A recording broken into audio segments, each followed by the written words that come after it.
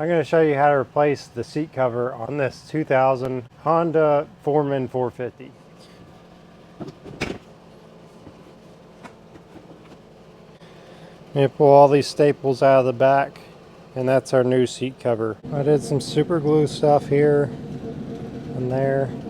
There's some spots just completely missing in the foam. So I think I'm just going to leave that stuff, but you can see them right there. I'm sure there's some way to fix that. I got this foam cloth at Walmart and it's marked down 90% off. So I used this, I double layered it. I put glue, then I put this one layer down, cut it, glued it again, and then put the second layer down. And now I'm ready to put my leather on. Here's the end result. I'm gonna have to heat it up a little bit to get it to shrink. Right there where those wrinkles are, that's because the way when they packaged it, sent it to me, it had a bunch of folds in it. I stapled it, and then on some sides I doubled it up, like especially in the corners. I was trying to add some extra protection there.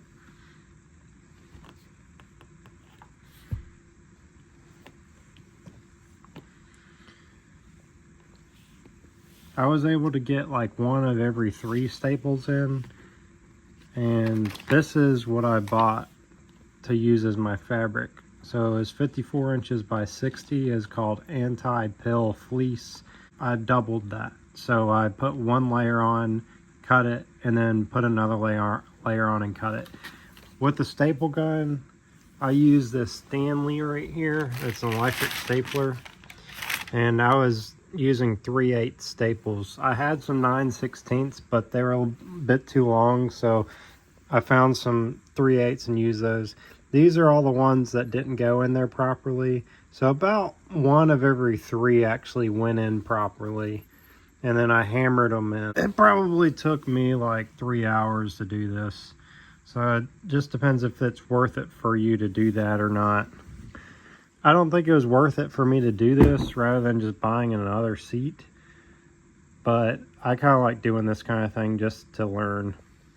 This is the adhesive I used. Ian was telling me there's a better adhesive, this one. But this one worked good. I don't think it's really going to matter. I didn't glue the seat down. I don't think you need to do that.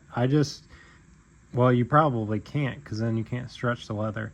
I just glued the 2 white layers of fleece down.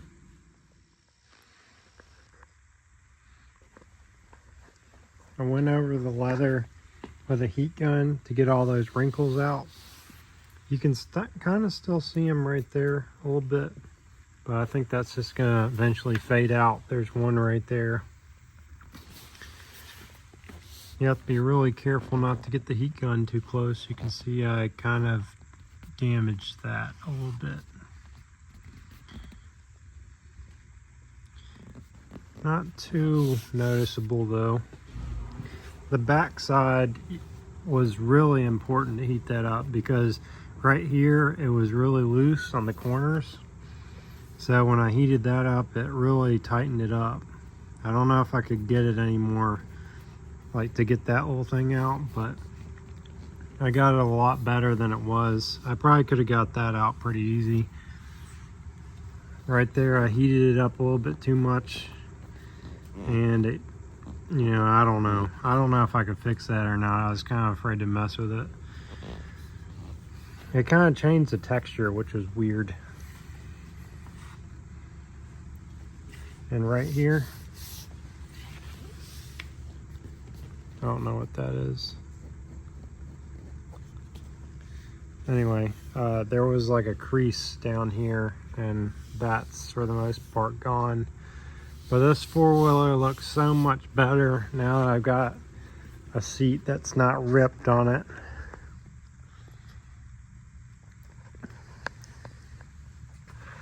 Now I gotta fix my display here. It's in pretty rough shape. Display doesn't work, and the lens itself is in really bad shape. It needs to be sanded and clear coated.